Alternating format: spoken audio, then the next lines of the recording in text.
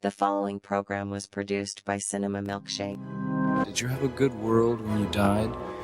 Enough to base a movie on? We sail into history. Let us toast your fame. To fame. Ladies and gentlemen, this is a true story. It's better to burn out than to fade away. Infamous is when you're more than famous. You don't really believe that story's true, do you? Perhaps it might be better, Mr. President, if you were more concerned with the American people than with your image in a history book. The rookie sensation came into the season unknown, but everyone knows him now. What a drag it is being a famous movie star and so rich. Fortune and glory. Fortune and glory. After I'm dead and I'm gone, what do you think the world will say of me? Who gives a shit? It's ancient history.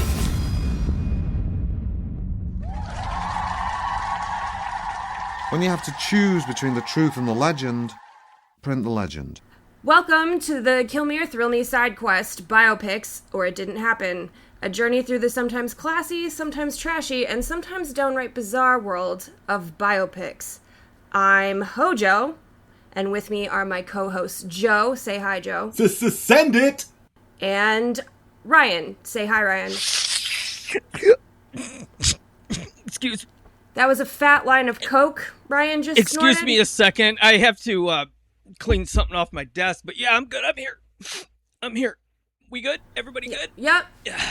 Cool. Yes, if you didn't notice, Ryan just did a fat line of Coke because the film I chose is the 2018 film A Futile and Stupid Gesture, which is about famous Coke addict Doug Kenney /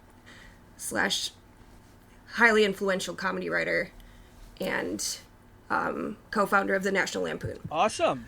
So how are you guys? I mean, should we tell Ryan that? I mean, I don't think, and I have limited experience with these matters, but I don't think cocaine is usually bright green like that. Were those sour sticks? Those little shit. I mean, don't, yeah, guys. Yeah, okay, fine. I'm a poser. I just know. snorted pixie sticks. Just let me have my moment, okay? I'm too old to really start snorting Coke, so I just want to get the feeling of powder going up my nose and energize me and get me ready to talk about this film. Am I the only one drinking alcohol? It looked really sour. No, I took an edible. I'm good. So, Joe, since you've been across the pond, right? Since we were here last time? That is true. Spent a whole week over in jolly old London, and yeah, we're back. We made it back. Okay. Did you visit Princess Di's grave in honor of our episode? I spent some time amongst the ravens. If that's that's good. what I like to think she would want me to visit. I make a pilgrimage too. Okay. But I do have some good news for you guys. Every Sunday there's a special like a parade, a military demonstration out in front of Buckingham Palace, and I got there very early before the crowds and before the heat really took over. I told my wife and kids, I said, you guys go on without me. I got some work to do for the podcast. And I stood out in the bright sun, full sun, no shade for me. We're just waving I had like a homemade sign, like I was outside the Today Show wanting Al Roker to look at me. And I stood there, and just my perseverance. And guys, I'm thrilled right now because I got it.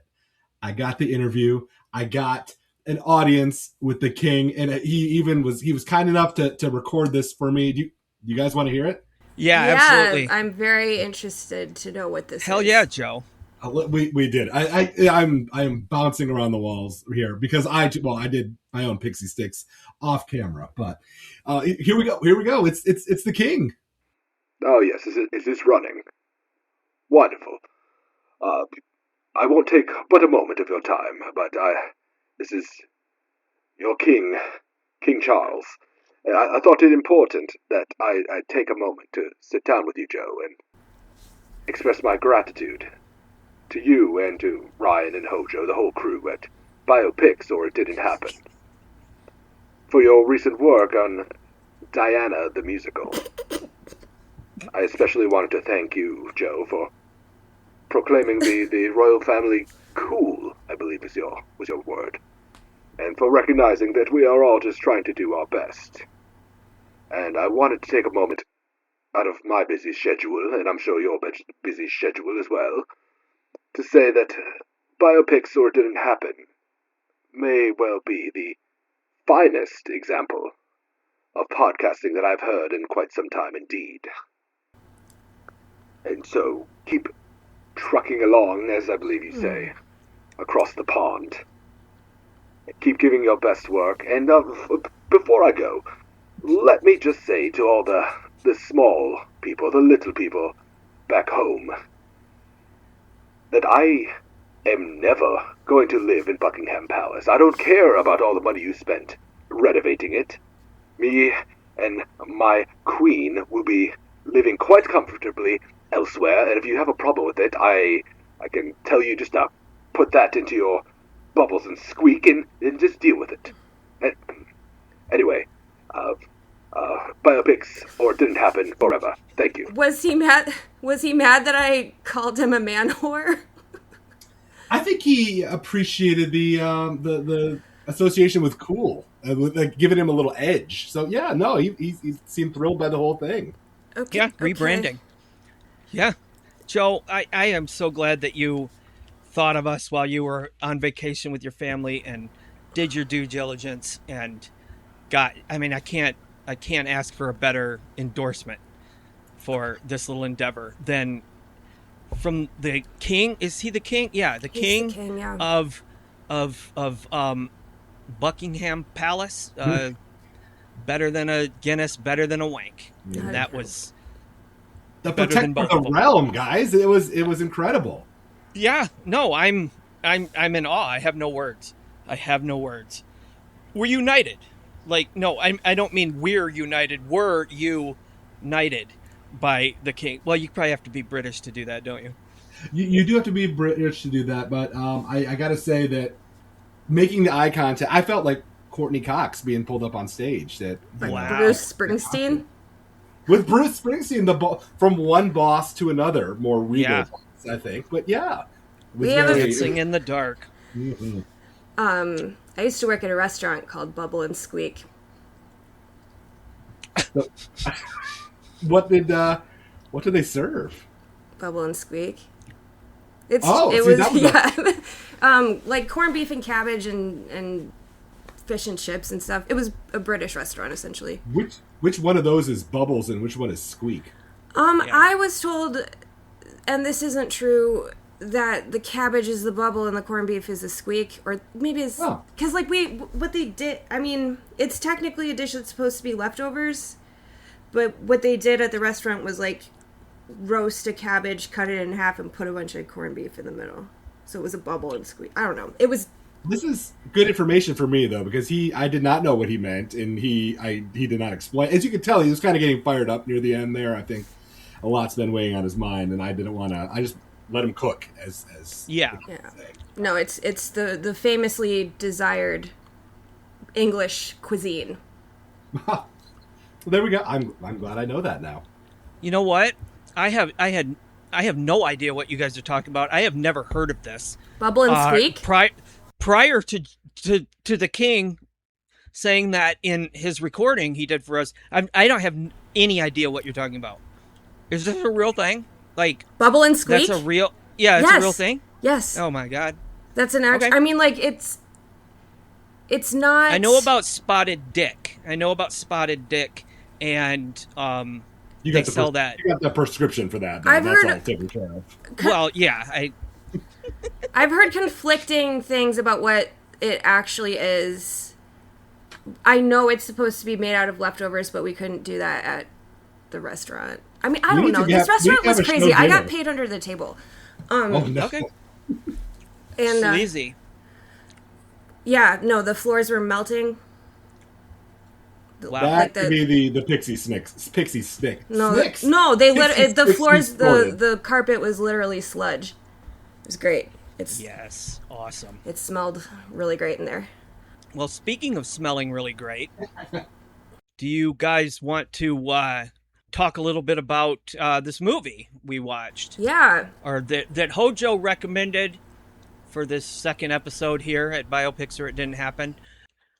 Hojo, you recommended this movie to us. Tell us a little bit about, tell us a lot about, just tell us what this movie is about and who it's about, and we'll go from there. Okay. So this movie is about Doug Kenney.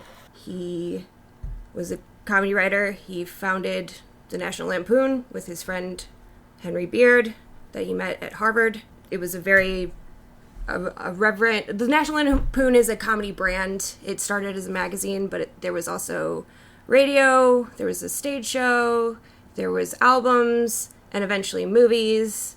Doug Kenney was kind of the chaotic one. Henry Beard was kind of the more stable one.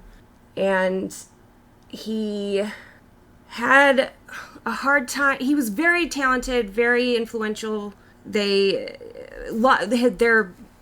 brand launched a lot of comedy careers. Chevy Chase, Jim Belushi, Gilda Radner, etc. They went on to write for Saturday Night Live, which was kind of a thorn in the staff of the National Lampoon side, because they kind of poached all their talent. Doug Kenney, whilst being very brilliant, had a tendency to disappear a lot. He was very he had some insecurities and some addiction issues. He left for a while, and then he came back, and then he kind of wasn't reintegrating, so they gave him a side project to do. He made the National Lampoon yearbook, which was kind of a pretend high school yearbook, but it was, a parody of that. It was a little bit offensive, a little bit subversive, and then after that, they made the landmark comedy film Animal House, which pretty much changed comedy movies. Any movie about school or partying since has carried something from Animal House. Yeah. It did not age well. I just rewatched it. It is not. Even by the 80s, it had not aged yeah, well. no, it was, I mean, they set out to offend, which is,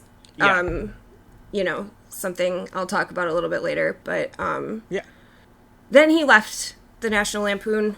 He went on to write Caddyshack, right, and sort of create Caddyshack, which is also a very influential landmark comedy film. It didn't do as well as Animal House, so he didn't feel great about that, kind of disappeared again. And then he went hiking one day in Hawaii. He was in Hawaii for a while, kind of just out there, and then he either jumped, fell, or was pushed to his death. I have a quote that I would like to read about his death, if that's okay. Please. It's a statement by Chevy Chase that I will not attempt to read in his voice. Oh, come on. No, I don't even know how to even do that. When I saw his hotel room, there were certain hints that he was thinking about me. When we were at the Hyatt Regency together, I had pulled this joke on Doug. I was on the balcony, he was in the other room. I took off my cowboy boots and left them on the edge of the balcony, then made this sound like I was falling, only I hid behind the curtain. So he goes out to see my cowboy boots, and it looks like I had just jumped out of my boots. So I wondered if he had left me one last incredibly strange joke. But I still don't think so. There was too much about life that he loved. So. If it was a joke, I respect the hell out yeah. of it. Yeah. I mean, do you know about me and Joe's plans for the end? To die on this podcast? Yeah. No, when we're old and ready to go. But we will be recording it, yes. Yes, we're gonna go Thelma and Louise style. Oh, on, you're gonna drive rollerblades. Rollerblades? Okay. Yeah. Well, in honor of Mighty Ducks 2. Quack, quack. And we'll be holding hands, and we'll be listening to "Boom, there it is, boom, there," as we go off into oblivion. And then his son is gonna grow up, and his son and my nephew are gonna make a Netflix biopic about us. Oh my God, Hojo's crying. So it's not gonna be for a long time. Don't worry about it. Yeah, not for at least another year or so. Oh man, that is so sad. I have some more quotes I could read. Yeah. Just about him as a person. I think this I saved this because it kind of sums it up in a weird way. He was very good at concealing his pain. He was more likely to mock sadness. He preferred to be charming above all else. Doug was such a gracious guy. He had this incisive killer humor. You know he could destroy you if he wanted to. Part of his grace was in not destroying you. If I had a dime for every time someone said that to me. No one has said that to you. Nope. That's why I have no dimes. All right, Joe, do you want to tell us about the actors they cast to play these real-life individuals in this film based on real-life individuals and events? I would absolutely love to. And I had not seen this movie. This was my first viewing, and was delighted to find out, like, this is, like, kind of a who's who of some of my favorite comedy people. So the star, of course, Will Forte. You might know him from some cult hit movies before this. MacGruber. I know we all love MacGruber. Oh my God. I love MacGruber. That was one that I remember distinctly, just going with, like, you know, with the lads. I did pick up some stuff in London, so taking the lads out to the movies when I was younger, and we were gonna go see MacGruber 2-3 times. It was great. And you had pints? Did you drink pints while you were with the lads? It's funny that you mentioned that, because Will Forte was also in Beer Fest, which was the first he was. 2 collaborations with the Broken Lizard troupe. Probably maybe 2. They're coming out with a third one, like a third Super Trooper. Speaking of Broken Lizard, I thought that already came out, didn't it? The second, or is it not out yet? There was the second one, and then the third one is coming out this August. So okay, look for that, all you Super Trooper fans out there. Just want to give some shout out to Club Dread. That's the one everybody forgets, but it's so good. That one is with I remember that one with the Bill Paxton. Bill Paxton. Coconut Pete. Oh, good times. Good times. You also know him if you're like anything like me. There's some favorite TV shows that Will Forte starred in, like How I Met Your Mother. He was in Parks and Recreation. He was in 30 Rock. But this guy's long been one of my favorites, and I'm like truly convinced that he really can do everything. I mean, he plays comedy so well, but there was some dramatic fare in there. We got Nebraska with Bruce Dern a while back, that black and white movie. It's a good one. Wildly talented. I was excited to see him, just kind of take over the starring role in this one. I do want to shout out, I made a note because this movie came up during my research, and I was like, I've seen this one. I haven't heard anyone mention it ever in the world. It seems like people forgot it, but the Jason Sudeikis starring A Good Old Fashioned Orgy. It's just kind of I've never heard of that. It's like a sweet orgy movie, and it's worth your time. Don't expect the world, but I mean it's a lot of fun. Sweet, as in like it's tender, like a there's some very tender moments during the orgy. Okay. It's like some friends getting together instead of a summer like blowout on the beach. They're like, oh, let's do an orgy, and then there's a whole cast of characters. I think you get like Nick Kroll, you get a lot of people that, again, in this kind of world of alt comedies pop up, and you're like, oh, I love them, and this is a good time at the movies. That's cute. Yeah, the cute orgy movie. Yeah, I've been there. Those were good days. Yeah, I've been in a fair share of tender orgies. Yeah, with my cats. Ew. And it involved food, not sex. It's orgiastic, I think, can apply to many different. Yes, thank you, Joe. Pleasures. You knew what I was getting at. Yes. Yeah, those are my cats too. No, this was before I met you. Okay. Should we moving on? Yeah. Henry Beard, played by you're gonna have to help me out. It's gonna sound like I didn't do my research. Is it Domhnall? It's Donald. I believe it's pronounced Donald. Like Donald, like the duck. No, not like Donald. It's Donald Duck. Donald Duck. That's my Irish. Donald Gleason. It's Irish, right? I'm pulling this up. It's probably Donald. Donald. Yeah. Donald Gleason. Mm-hmm. Anyway, yeah. Brendan Gleeson's son. He's always charming. I like him a lot. That is Brendan Gleeson's son? That's one of. He's a Nepo? He is a Nepo. Oh my god, I didn't know that. I thought they were unrelated.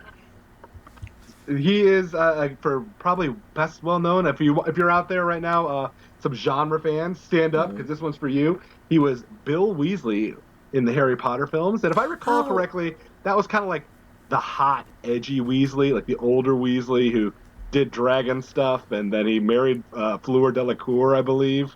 Oh. the Alpha Weasley. Okay. And then in a role with much less Riz, as the kid are saying, he played General Hux in that new Star Wars trilogy. Oh. Yeah. Was Kinda he an got Ex domed Machina? by Kylo Ren. Okay. And then was he in Ex Machina? He was in Ex Machina, right? He is in Ex Machina. Yeah. He's not. Okay. That's what I know him from. Yeah, the sexy movie, robot one. Yeah. Yeah, sexy movie. Good movie. Is good it? Movie. Yeah, I thought it was hot. And then he was also in a rom-com, a genre near and dear to my heart, a very excellent rom-com about time, which I still have very fond memories of watching the movie, but also very deep guilt because we played this movie at a cottage weekend with our dear friends, his couple, Scott and Steph, and we were just like, this is a good movie. We have a good cottage movie night kind of thing.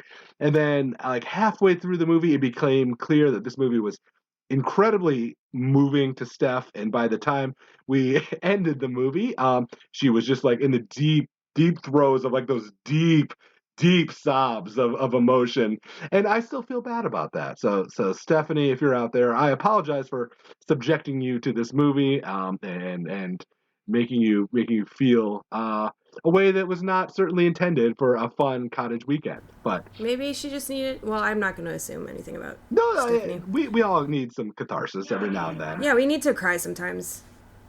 And then the orgy. And then the orgy happened. Yeah. All I'm saying is I had some like some Coronas chilling in the fridge, and it did not seem like a time to bust out a beach Corona pack after deep, moving, emotional. So yeah, sounds like me the day after the last election. Yeah. Oh For that, I also apologize to Steph if you're out there. But those were the two leads, really. We also have some wonderful supporting characters. Martin Mull played the kind of old Doug Kenney. Hell yeah. You might know him from Sabrina the Teenage Witch. He was Colonel Mustard in Clue. And then my shout out to everyone who loves Jingle All the Way like me, because Martin Mull was the ponytail DJ who got bombed by Sinbad. I wish, because he's passed now, right? He died. I hope that was in his biography or in his obit that he got bombed by Sinbad. Bombed by Sinbad, but famously recycled in that movie. So it was it balanced out. I kind of grew up with him. He was definitely around a lot in the in the 80s. And I don't know really what he did in the 90s other than what you've just mentioned. But yeah, he was always kind of a funny dude when he popped up on TV shows. And just at the beginning of this is the first time in the movie I laughed out loud, but when he was just, they're asking him to do something and he's just like, I'm saying that, blow me. I don't know. Martin Mull's funny. I like him. He's good. Renaissance man, from what I understand, too. Paints and all that kind of stuff. He is missed. His song at the end, he sings the song at the end, the credit song, and it's very poignant. I didn't note that. That's great. Yeah. And then real quick, some supporting players. Matt Walsh is Maddie Simmons. Now, this is the good Matt Walsh, the one who, was a founding member of the Upright Citizens Brigade, not the other... not Am I Racist Matt Walsh? Not that Matt Walsh. Okay. Thankfully. And then Tom Lennon played Michael O'Donoghue. If you love Reno 9/11, Reno 911. Reno 9/11. Yeah, Did you plan that? I don't. This is all. None of this is written down. Joe, too soon. Regular Doug Kenney over there. I'm wearing the Doug Kenney glasses today too. That guy you mentioned, what's Lennon? Tom Lennon, yes. Yeah, he's great. Him and his writing partner wrote a screenwriting guide book called How to Get Rich, right? It's something about, I forget the title. Very comedic, very sarcastic, but actually some of the best writing advice I've ever read in my life. Oh, wow. Because those guys have actually written more movies than you may realize, and it's just a lot of them didn't get made, but they made a fortune writing scripts. Like, they're constantly like, we got paid $5 million for this script and nobody's ever going to see this movie. It was like, because they wrote the Taxi movie for Jimmy Fallon and Queen Latifah. Oh, wow. And then they got hired to write the sequel, but the first one bombed. But they both made like $7 million for the script. So they were like, man, we don't care. So they're just giving you all this advice about how to just write. And to anybody interested in screenwriting, check out their book. I highly recommend it. And he's hilarious in I Love You, Man, when he French kisses Paul Rudd on the date. And then he calls him a slut as he was. He sees him with Jason Segel. Good, funny stuff. Good, funny times. I Love You, Man. That's a heck of a bromance. Yeah. You're a whore, Peter. I've never seen that. Oh my God, it's so good. We got Natasha Lyonne as Ann Beats, known from American Pie. Known for American Pie? Yeah. Uh-oh. She was in American Pie. She was in so many things. What, Poker Face? That was after. I'm keeping the timeline. I'm Loki in this. She's in one of my favorite movies. It's called But I'm a Cheerleader, about conversion therapy camp. And it's a comedy. It's a comedy, and it's not like it's very funny and sad. Well, and heartwarming. Yeah, it's kind of like a John Waters film that John Waters did not make. I'm a homosexual. Yeah. It's good stuff, Joe. You should check it out. It's really good. First time I ever saw RuPaul out of drag. Yeah. That was interesting. He plays a camp counselor at the conversion camp. Yeah. It's almost as iconic as where she plays beer pong with Stifler, is what you're saying? I would say pretty iconic, yeah. Okay, yeah, good. No, it's a great... Perhaps aged better? Maybe than American Pie? It probably has. I mean... in a weird way? Yeah. It's a cult classic. It does have a cult following. I suggest you watch it, Joe. I'm making a note right now. Yeah. You might shed a tear and laugh a little. I'll be like Stephanie at the cottage. Yeah, just like Stephanie at the cottage. Stephanie, we're sorry. Don't worry, that will be a t-shirt, I'm sure. And Stephanie at the cottage. I'm sorry, Stephanie. Stephanie at the cottage. That's all sizes, including children. That's my Oscar bait movie that I'm writing. Stephanie at the cottage. Coming soon to the merch store. Fully curated by Joe. Oh, I got some work ahead of me, but yeah, no, I'll be there. Yeah, you do. And then last but not least, Joel McHale, as Hojo mentioned, playing Buddy or Frenemy, or we'll talk about that later, but playing Chevy Chase. And there were a lot of other, I don't really want to spoil them, because I guess if you haven't seen the movie, there's a lot of like pop-up cameos. Yeah. With famous people playing famous people, like the cast of SNL and stuff. So I that's kind of was part of the fun of this movie. I was like, oh my God, is that so-and-so playing Dan Aykroyd? Yeah. Like, I just was like, okay, but. I really liked Emmy Rossum in this movie, so I'm surprised you didn't mention her. Who is that? What does she play? She plays Catherine. What's her name? His second or the final girlfriend. Yeah, the partner. The girlfriend. Yeah, Catherine. Her name Catherine Walker. She plays Catherine Walker. I don't know. I love Emmy Rossum. I think she's gorgeous. Anyway, she was very winning, and we're very winning in this. Mm. This film had its world premiere at the 2018 Sundance Film Festival on January 24th, 2018, and was released 2 days later by Netflix. And it had an estimated production budget of $30 million, which I gotta be honest, kind of surprised me. But then again, the cast, probably had to pay for some of these people. It's a stacked I imagine. cast. Yeah, as the kids would say, it's stacked. Well, it is. Like, there's a lot of famous people. There is. So $30 million to make. However, since it was released as a Netflix original and streamed directly online after premiering at the Sundance Film Festival, it does not have a traditional theatrical box office run to report on. So I really don't know what it grossed because I don't know how any of that works. Directed by David Wain. Now, he began his career as a member of the sketch comedy troupe The State. Yeah, who had their own TV show on MTV from 93 to 95.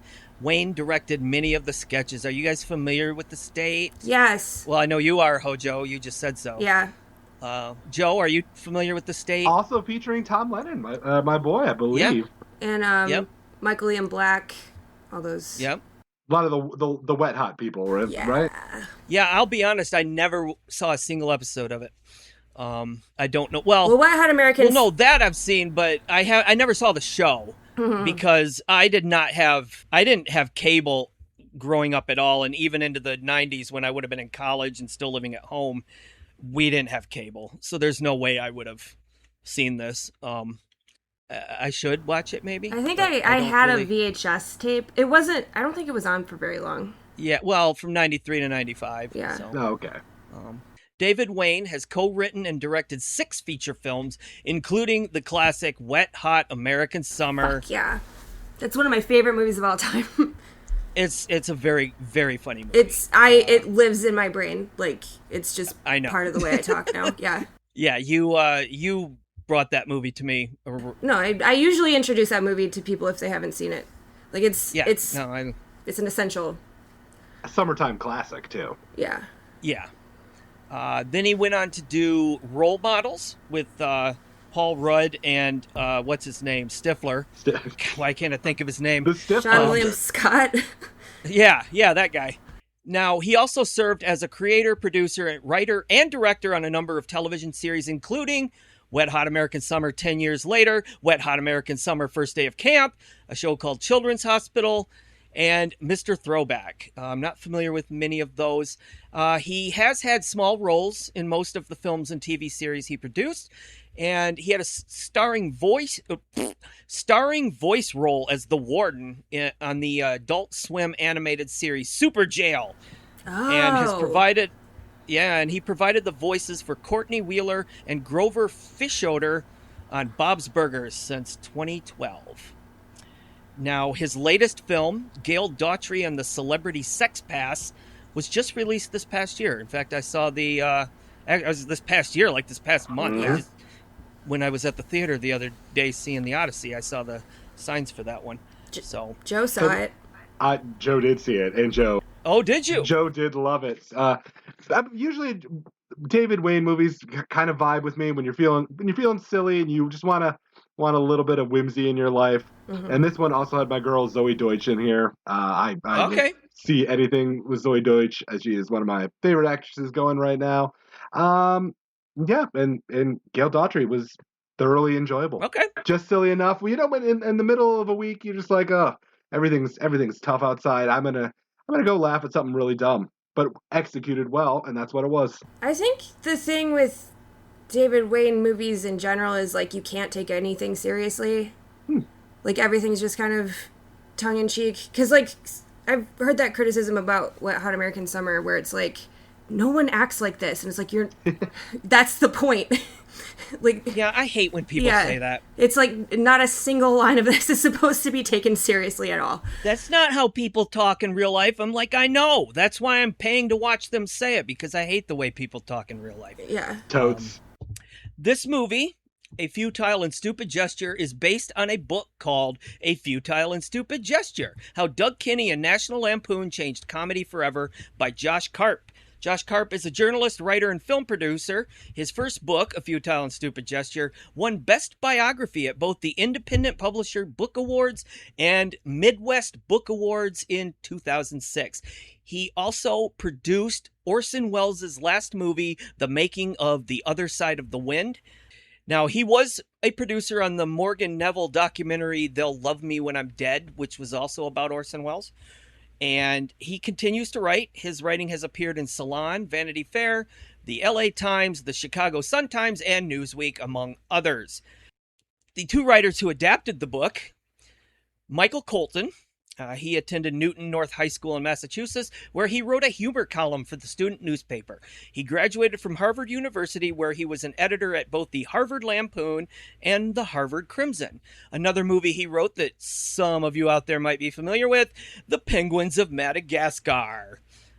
Joe, probably, because you have a child. Love those penguins. Is that March of the Penguins? No, these are like militarized penguins that escaped from the New York Zoo. Militarized penguins that escaped from the New York... Is this a documentary, you said? No, it's an animated film. I mean, now I wish it was, but no. You're way off. Oh my God. All right. His co-writer was John Abood. He graduated from Douglas S. Freeman High School in suburban Richmond, Virginia, and then he went on to graduate from Harvard University as well, where he was also an editor of the Harvard Lampoon. And he also co-wrote Penguins of Madagascar, which is not a documentary about militarized penguins. I'm sorry, I spaced out and I heard Penguins of Madagascar and then militarized penguins, and somewhere my brain filled in documentary. So... Yeah, but you know what? It's apropos considering this movie, because I have no doubt in my mind that the National Lampoon would have totally bought your pitch. Oh, yeah. They would have loved it. And drawn it, and it would have been brilliant. It's a little tame for the Lampoon, but... So, a couple of... I want to mention the producers, because one of them is kind of, sort of been in the news recently. The first one is Jonathan Stern. Now, he is a 3-time Emmy Award-winning executive producer, and he's produced such shows as Children's Hospital, Medical Police, Wet Hot American Summer, First Day of Camp, The Other Wet Hot Summer, 10 Years of Summer, American Hotness. And he also produced Mystery Science Theater 3000 and Garfunkel and Oates. I know some people might know who those Oh, those two girls with the faces? Yeah. Yeah, with the faces and the bangs. Yeah. And the bangs. Kate McCucci and Ricky Lindholm. I'm sorry. The real heads out there. Thank you, Joe. They're lovely girls. Our next producer is Peter Principato. And he started out, he produced a couple of horror films in the early 2010s. One is called Jezebel, and the other is called Hell Baby. And I have a lot of friends that thought Hell Baby was funny. It was kind of a comedic horror film about a killer baby. So he also produced Central Intelligence in 2016, starring DTRJ and Kevin Hart. DTRJ. For those of you who don't know, that's Dwayne "The Rock" Johnson. In this house, we call him DTRJ. I'm on board. He also produced Keanu with Key and Peele. Oh, that was a fun movie. With the cat, right? Yeah, I liked that. Yeah. Yep. And a movie called Like a Boss in 2020. Not familiar with it, but I imagine others are. Joe, probably Like a Boss. It's either the Melissa McCarthy one that I'm thinking of or something very similar in that vein. Yeah, I believe it is Melissa McCarthy. Didn't see it either way, but yeah. Okay. Now, lastly here, there's a ton of executive producers, but these were the 3 main producers. Ted Sarandos. Oh. Yeah, American media executive who has been the co-chief executive officer of Netflix since 2020. Sarandos uses algorithms at Netflix to predict what programs viewers will want to watch prior to producing them. Yeah, so that's been in the news lately. I'm not a big fan of that, but I just thought it bared mentioning. He definitely has been pushing that, and with mixed results, a lot of filmmakers are not happy about that. Some are fine with it.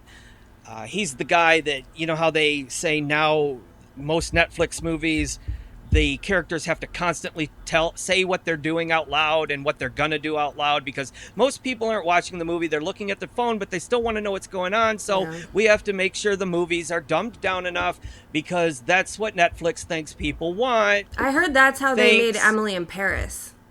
Like, that was why they made Emily in Paris, was to have something on in the background. Yeah.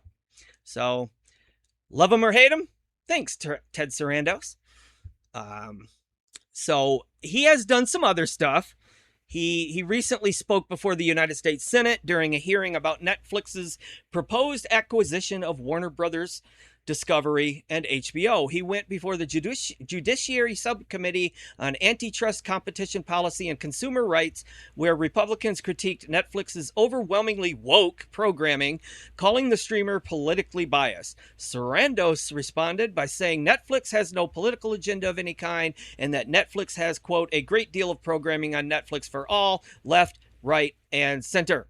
So that's back in February of 2026. So if anybody recognizes that name, that's a little bit of what he was up to.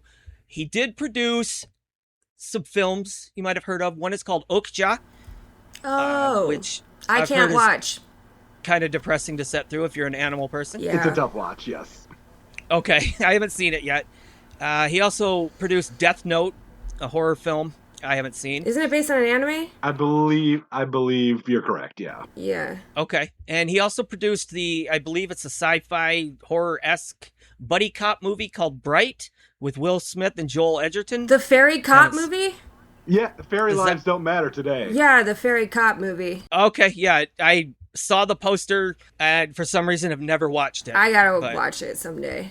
It looks terrible. Ted should have played that clip in front of the Judiciary Committee and they would have won them over.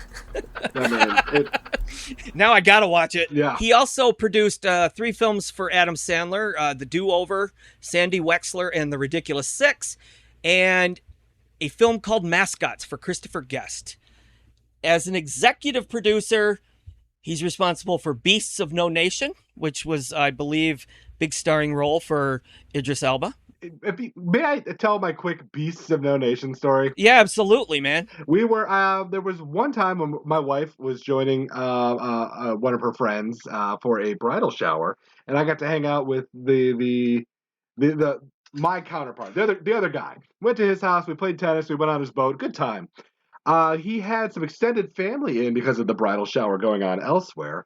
And we were kind of just hanging out between tennis and going swimming, just, kind of, again, a lad's afternoon. Right. But his uncle had brought along, I want to get the relations right. It was like the uncle had married the aunt and then, so like the stepson. And now this was a particularly, to use the parlance of Wet Hot, this was a very indoor kid. Yeah. he loves watching the China Syndrome. Is that no the indoor kids? Okay. The kids who play D&D and want to like move the meteor with their 20-sided die. Oh yeah. Okay. We played tennis and it was one of the most excruciating experiences I've ever watched, like secondhand, because the kid would miss every shot and just like. Like getting increasingly upset, and the uncle / stepfather kept trying to be like, "Oh, you'll get him next time," but it was increasingly evident that this kid would not get him next time. Anyway, we were relaxing at the homestead, in between tennis and going out on the boat, and we're just deciding what we're gonna do, having a few drinks. And then all of a sudden, like from the living room, the kid was like, "Hey guys, I'm gonna put on Beasts of No Nations. Anyone want to join me?" And I think maybe the only movie guy in the group, I was like, "That's a child soldier movie?" Oh my god! At 2:30 on a Saturday in the summer. I think I might have watched that movie at 2:30 on a Saturday in the summer, actually. But not at a family gathering. It's like, what's after that? Schindler's List? Yeah. You guys gonna? It was very jarring, but yeah, I bet. I don't think he got more than 20 minutes in before we were out on the pontoon boat. So not a good choice there, kid. He also produced A Very Murray Christmas, Pee-wee's Big Holiday. Hell yeah. Crouching Tiger, Hidden Dragon 2. Oh. And John Waters' This Filthy Life. So, I don't know what to make of this guy. Like, I kind of like him, but I also don't like his whole algorithm thing. So, I don't know. But that's all I really got, guys, as far as behind the scenes and the production. Again, it seems like it was just a, easy movie to make. And, well, no movie is easy to make, but smooth. It went smooth. Just so I want to make one thing clear, because I think we're going to get into our thoughts on this film now, listeners. But I just want to make one thing clear, that if you do not, and this is to the listeners, not you two, if you do not continue listening to this podcast all the way to the end, we are going to shoot Hojo. And then Joe is going to shoot me. And then something's going to happen to Joe. So listen to this podcast until the end. I understand your reference. Thank you. Okay. There's a famous cover on one of the issues of National Lampoon. We all saw the movie. We know what we know. Joe, why don't you go first? I like I said, first viewing of this movie, and I was passingly familiar with the National Lampoon, the legacy that it had. I mean, just a little bit about my personal history with movies. I feel like I didn't become into my good film taste until like sophomore year of high school. I mean, I don't think that's a strange thing. All the kids are dumb, and we like cotton candy kind of movies, fluff movies, and then you start to become more of an aesthete as you get older. So I feel like I was around that age, sophomore year of high school, where I started getting culture, I suppose, and at least in my case, culture was, hitting some of the older classics. Like I remember distinctly watching Caddyshack around that time, watching Animal House around that time, and kind of seeing what else was out there. And I think what was really successful and and impactful to me was this was the kind of humor that really talked to 10th grade Joe, 10th grade boys in general. Like there's boobs, there's toilet humor, if you will. And I was like, oh man, this is it. This is how I want to talk. This is how I want to present myself to the world. And for a good, I would say 8-year run, this was the kind of humor that I defined myself by. I mean, I have a list here of some of the National Lampoon movies, and granted, this last one was well beyond kind of, I think, the original charter of National Lampoon. But Van Wilder, anybody? Yeah, Van Wilder is actually really funny. Possibly also doesn't age that great, but I mean, I just watched it the other day. I've never seen it, so yeah, it hasn't aged well. Of course, it hasn't. Like it's not supposed to. It's made Ryan Reynolds a superstar, and everyone still loves Cal Penn, right? Yeah. Well, Cal Penn went on to work at the White House. That's true. Ooh. Yeah. Yeah. No, Van Wilder is of its time, but I defy you to sit through that movie and not laugh a little bit. I defy you to sit through that movie and then also have known me like in sophomore year in college at that point. Be like, oh, that's what Joe's doing. That's what this guy is trying to do. He's just Van Wilder. Just jerking dogs off and feeding commie Claires of its time. Yeah. Oh my God, you guys. No one eats eclairs like that. That's ridiculous. I mean, let's go with no. I've never eaten an eclair like that. But no, this was a kind of a look behind the curtain for in both an enlightening way and also in a deeply embarrassing way, because it brought me back to that 8-year period of my life where this was how I talked, this is how I behaved, and kind of held up a really cringy mirror to what it must have been like to be my friend around that time. But I was like, oh, that's me, and this is the guy who made it. And it also struck me that someone who was clearly dealing with feeling the pressure of the world and the pressure you put upon yourself, but also being able to channel that into comedy writing, to clowning, writ large. Kind of reminded me of what we're doing here on this podcast, right, guys? Yeah, we're doing great. We're so funny. I know. We are. I'm killing it today. We are hilarious. Okay. Oh, no. Great. And listeners, we're back. I don't know if we had to take about a 20-minute break to just decide clean whether or not ourselves we were up. funny. That was, So we're back. Yeah, we had so much comedy going on there, and we just didn't want to spoil it in case any of it could be franchised or turned into IP. So we'll let you know. We'll let you just stay tuned. May those hilarious jokes we just all wrote and whatnot will maybe appear in later episodes. Or keep an eye on the store, too. The store space. Store. Mm-hmm. Some of them are going to probably come up when we do, the Gandhi episode. Right. Or, the one about the Khmer Rouge, that. Oh, God.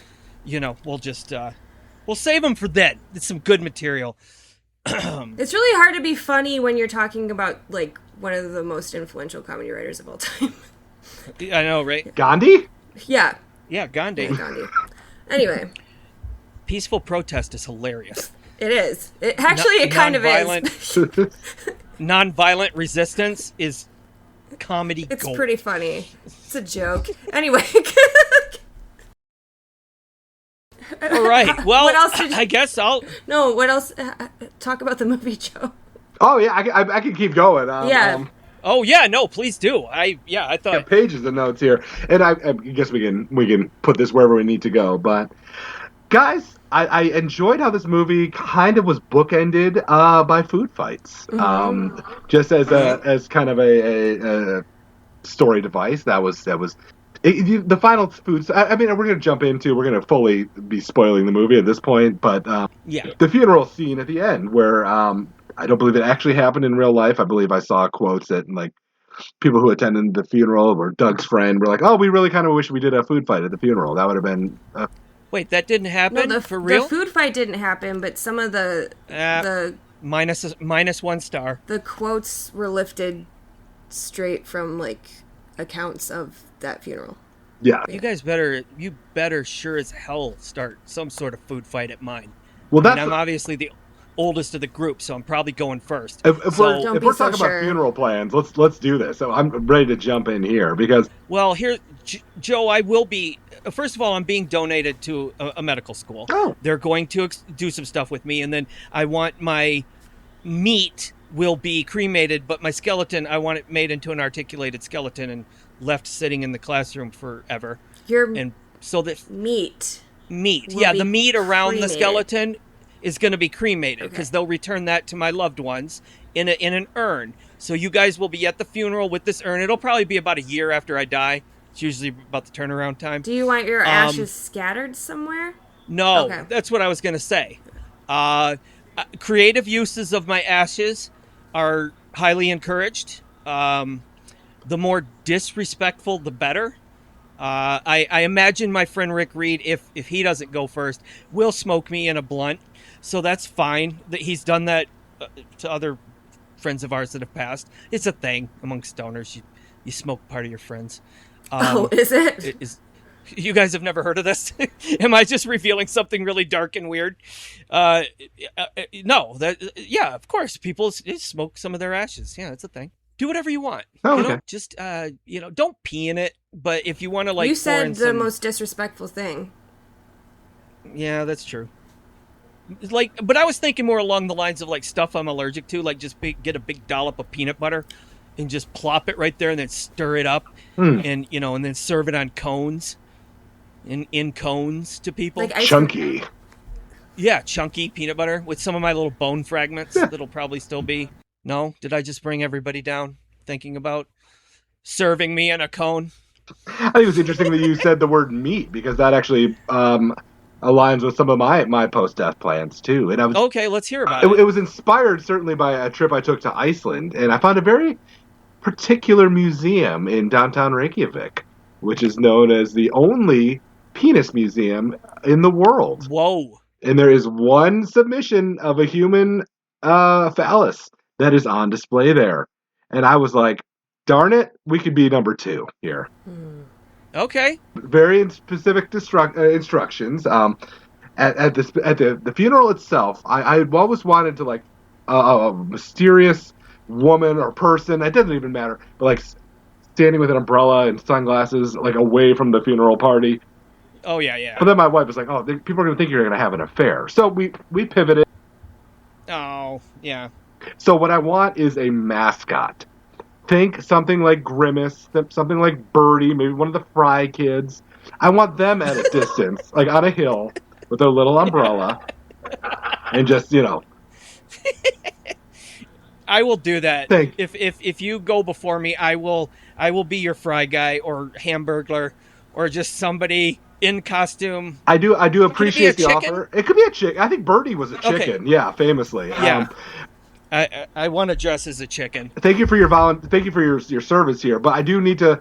That mascot is going to be the one that hand delivers my specimen to the Reykjavik Museum. So might need to pay for a second seat on the plane and with the. That's fine. All right, good. As long as we're good on that. I only have one request. I was thinking about they gotta weigh it. Just let me know ahead of time, Joe, what you're packing there. So those are very detailed. I may have to put that in the storage, down in cargo. guarded by a dog or something. I only have one post-mortem request. I'm going to make a list. Okay. I'm going to make a list of people, and I need a point person for this one. I'm going to make a list of people, and you have to, like, research them and look for them at the funeral. And if they're, like, crying and making a big deal about me and saying, like, oh, my God, we loved Hojo so much, you have to be like, shut the fuck up, you're full of shit. Yeah, okay. I'll do that. Yeah, all right. because I don't want anyone who has disrespected me in any way pretending like they liked me in life. Damn it, I'm going to be on this list, aren't I? I need a point person. Well, I need a point person, Joe. All right, Joe. If Hojo goes before us, you and I will dress as chickens and escort these people out of the funeral after telling them to shut the F up. Beat the hell out of them in the parking lot. They'll have the indignity of being hauled out of a funeral by chickens. Yeah, no. There's no coming back from that. Get those fake-ass bitches out of there. In fact, if we ended up doing our suicide pact on the rollerblades, I would like 2 chickens on the edge of the canyon holding up like flags and just waving us as we're heading down the ramps and like, yay! Like pom-poms. That's what I meant. Yeah. Chickens with pom-poms as we fly. The last thing we see on this mortal coil. Yeah, that's great. Yeah, 2 chickens while we're holding hands. So yeah, nothing so grandiose as a food fight. But you guys ever been in a food fight? What's your food fight experience? No. I've never been in one. Have you? I have been in one. Yeah. Okay. I've done weird things with food on stage. Like mukbang. I learned what that. No, I've What, you've just learned what mukbang is? I'm catching up to what the kids are doing. Yeah, mukbang. No, I've done weird things with food. You know what? We don't need to go into it, do we? So my food fight experience. This was in a senior year of high school. We might need to break this up because I'm going story after story. Yeah, you're just writing your biopic. Exactly. I love it. Yeah. So it was senior year in high school, and my class was not super creative when it came to senior pranks. I feel like one guy got carried away and tried to like cement the doors shut, but there were so many doors at Troy High School that it was never going to effectively shut down class or anything like that. But as a way to come back from that, there was a kind of a whisper campaign going around trying to plan and execute a food fight one day. And me and my friends and I, we usually sat away from the area that was going to be the hot zone, the green zone. But this time we were like, oh, we got to be part of this at the very least. So we go sat back to in the back of the cafeteria where I guess the ostensibly like upper echelon kids. Not that we're cool. I'm cool, listeners. All right, Joe. You're cool. We sat with the rich waspy kids in the back, just kind of waiting for everyone's kind of like on edge, kind of waiting for it to happen.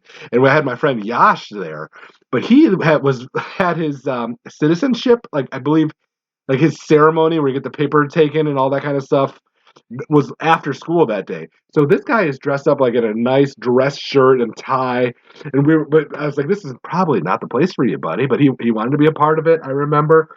And then we had a kid, and I'll remember that his name was Chris Chimura. He at the front of the cafeteria, he's like, hey, everybody, just so you know, everyone come to the basketball game tonight. And I don't know what made this official, but everyone kind of knew that was go time. That was the signal. And then food just started flying. And then I distinctly remember Yash diving under the table to preserve his citizenship picture outfit. But when the principal started wading in to try to get control, I remember Yash kind of popping his head out, just like one hand up in the air. It's like, get him! Get Larry Beams! Our principal. And that was the enduring memory of my first and only food fight. Wow. Yeah, I have nothing like that. Nothing. I've never done, I've pulled some really mean pranks involving food with people and had some pulled on me. But never that. Pillow fights, yeah. Sure. Yeah. Tickle fights, sure. Mm-hmm. Yeah, no food fight. Ah. I feel like I'm missing out. Hojo, that's what we're doing after we finish recording. No, we're not. It was chili night at your house. That's just a disaster. We had sushi and rice. Well, we got catnip. Oh yeah, the cats can have fun. We can just whip catnip at each other so the cats attack us. Ugh. Joe, I love that story. That's so good. Kind of gave me Stand By Me vibes with the pie eating contest. With only yours had less vomiting. No, you guys don't get that reference? No, I do. I've seen that movie. Am I that old? I've seen Stand By Me. I've seen the version of the song where Timon and Pumbaa sing it before the Lion King home video. Okay, doesn't count, but thank you. All right. Well, my turn? Yeah. Okay. Likewise, Joe, this was my first time viewing this. I think the framing device with Martin Mull telling the story, and because here's the other thing. I had no idea this guy died. Oh, so that was a reveal for you. That was a total reveal, because when they got to the end and I was like, wait a minute. And then he's like, yeah, I'm what you would have been if you hadn't, died. And I was like, oh. And I paused the movie. I looked on Wikipedia. I'm like, oh, he did die. Yeah, he died super young. Yeah. I thought it was all a joke. So at that moment, and I know it's already at the end, but I kind of reevaluated the whole movie and kind of gained a lot more respect for it, because I thought, okay, you lampooned your own biopic. Mm-hmm. Because there's so much in this movie that does seem like it's, a parody of biopics, but that's, I think, the point, because obviously it's the National Lampoon. So it also kind of reminded me of American Splendor. Yeah. Where they kept breaking the fourth wall and stuff. Obviously, American Splendor is a lot more depressing. Harvey Picar wasn't a very happy guy. Yeah. But I don't know that this is like super uplifting. Well, I guess it is. No, it is.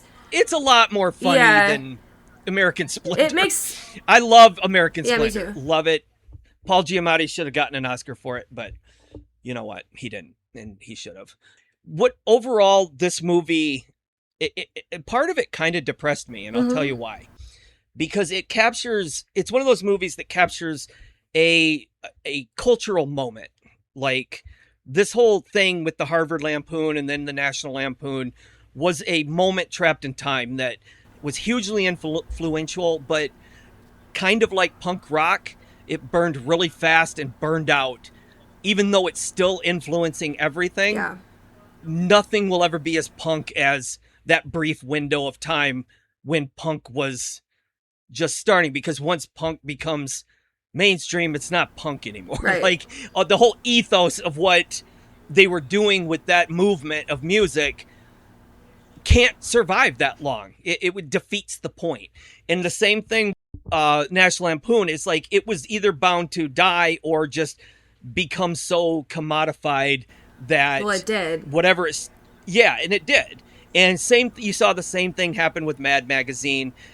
Even with when Cracked.com started out, there's a lot of those writers are bitching and complaining about what happened to Cracked.com. It was wonderful for like 3 or 4 years. It was the best website to go to for a laugh, and then it just got stupid. And that's because they fired all the good writers and made it into something else. And look at Netflix. Netflix was awesome when it first started. It's what I'm getting at is these little moments in time that are hugely influential, yet really didn't last that long when you look back at it. Yeah. And in a perfect world, not in a perfect world, but these are things that couldn't last that long. Right. They're not supposed to. What made me sad was, because I guess the big moment for me, my generation growing up, was the whole like grunge era, where that was a real big thing for a couple of years. And then all of a sudden the whole purity of it got lost. And I wasn't even a big grunge fan, but that was the closest when I was at the right age to have been a part of some that's now looked at as some sort of cultural moment. Yeah. That even though I wasn't really into it, I was aware of it. My friends were, blah, blah, blah. Anyway, what I'm getting at is this makes me jealous, because I feel like I just sometimes wish I would have been part of something like this. Like, just to feel that in the air of what it must have been like to just be around all this going on. just these guys writing this stuff and making this comedy that just was breaking all the rules. And yeah, there's a lot of drugs and alcohol in this, but it's just like I gotta imagine there was a feeling in the air, just a buzz to all of it. And I feel like that was probably there with punk in the late 70s, and probably in Seattle with the grunge movement, or I kind of feel like it was the same way when we first all started getting on the internet, and there was just this feeling in the air of like, this is something new, this is a cool thing that hasn't been stolen yet, and now it sucks, like the internet sucks. But for a hot minute there, it was like you felt part of something that was shifting the plates. And I just feel like I don't know, I wish some of the things I've been involved in had been like the early 2010s Grand Rapids film scene was a thing, but then it didn't. But now I'm not there, but it never got as big as that. I don't know. Am I making any sense? No, like, you are. You are. Yeah, I have a similar feeling. You certainly are. I told you already. I think you're underselling. You're underselling both of your participation in the GameStop run. Oh yeah. Oh, the games, the stonks, the games, the GameStops. The stonks. We were there. We were in it. To the moon. That's a good movie. Yeah, you're right. Dumb Money. Dumb Money. That's a good movie. What's his name? Paul Dano. Yeah. I mean, I guess it's just one of those things that, like, the grass is greener. Like, obviously all of us have been a part of stuff. Mm-hmm. Home video games, I was there. VCRs, I was there. Like, but I don't look at those as like, but that now you've got probably younger kids that are like, man, what were video stores like? And it's like, I don't know. I guess it was just ho-hum to me. So maybe this was ho-hum to them.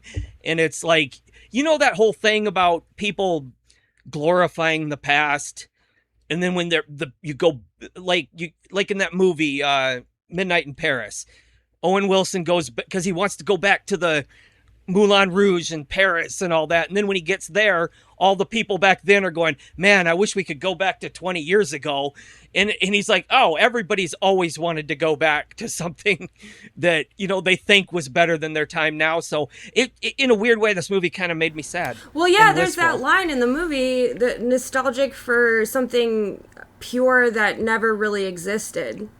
Exactly. Yeah, when they're talking about Animal House. Yeah. Like, yeah, it's even when you're like in it, if you are a part of something that has a lot of energy, like you're in it, like you don't feel those things until like you're wistful for the past. Like when you're actually doing it, it's like it's more, you never really feel that probably energy. Annoying as hell. Yeah, like you don't necessarily feel that the energy that a biopic would put on it, Yeah, that's true. Because when I think about it, working at the video store was kind of annoying. Yeah. At the time, it's like, oh, I hate renting movies to people. I thought I would love it, and now I look back, God, I miss working at that video store. You know what it is? It's not that you miss the past; you just miss being younger. Maybe. Yeah. Oh, I don't know, because some of the stuff that like the shows I've done and things, I was always on the verge of quitting. But like in my mind, I'm like, this is gonna go somewhere. This is like we're building something great here. But I'm like, I'm out. Next show, I'm out. Like this is my last one, because like it's excitement, but it's also anxiety at the same time, and like egos, and like you can't you have to deal with other people too, and they usually have a different direction they're going, and it's never. It is like a grass is always greener thing. Yeah. But I get it. Okay. Yeah. I mean, I gotta like mention this because I thought it was like one of the funniest visual gags I've ever seen. Maybe you guys won't think it's funny. When he lights his match instead of the cigar. That was good. That's my kind of, I don't know why. That's so stupid. And I do want to say, just for the record, I actually think Joel McHale was pretty good as Chevy Chase. Mm-hmm. Like, I do. Like, at first I was like, but then once you got into it, I'm like, hey, he's capturing. And I grew up with Chevy Chase, and, to a kid in the 80s, Chevy Chase was, it. Like, that was just, you looked for a new Chevy Chase movie, and it was like, oh, wow, a new Chevy Chase movie. And, I think by the time you guys would have discovered him, he was pretty much on the out, but yeah, he burned bright for a minute there. And so I kind of just have this like love-hate thing for him because I don't really like him as a person, but I can't help but love those old movies I grew up on, like Caddyshack and Spies Like Us and Three Amigos are just great to me. But I thought he was playing Joel McHale, but like they both have similar like nonchalant. I think Joel McHale and Chevy Chase have similar like sarcastic, nonchalant personas. Yes, I would agree. And so I think it wouldn't be like if either of them were mimicking each other, it would just seem like themselves. So I feel like it was a very natural portrayal. Yeah. What did you guys think of Will Forte? Like just acting wise? I've always been really taken by this guy. I think I said it earlier. I do think that he is capable of kind of doing anything that they ask of him. I think he really played well with the sad clown, the Pagliacci, just putting out generation defining comedy while struggling with everything else in his life and using that as an outlet, as a mask for the pain he was going on inside. And I thought Will was quite good at this kind of sad clown. Yeah. I think he did a good job playing someone where you never know if what he's saying is a joke or not. Yeah. Because like it's just constantly turns of phrase. Like, I mean, it was a very natural portrayal, like I said, with Joel McHale. Like it just, maybe it wasn't like a spot on impersonation, but none of the people playing anyone was a spot on. No. Let me ask to that point. We talked about how they kind of break the fourth wall a little bit, and there was that scene where Martin Mull even acknowledges it, like, oh, Doug Kenney didn't look like Will Forte. None of these guys don't look like who they're playing. Yeah, they comment on it directly in the movie. Yeah. Did that work for you guys, or does like acknowledging how some of the casting is maybe a little bit of a stretch? Does that excuse it, or it worked? It worked for me because it was in line with that sense of humor. Like it was in line with the National Lampoon, because that's how their radio show is. That's how like everything's a joke. Nothing is meant to be taken. Like I said with David Wain's movies, nothing is meant to be taken seriously at all. So like, kind of exposing the artifice makes sense. Yeah, I didn't mind it. I thought like you said, I thought it was in line with the brand. Yeah. Because it, especially like I never read the magazine as a kid, but I definitely read the magazines inspired by that.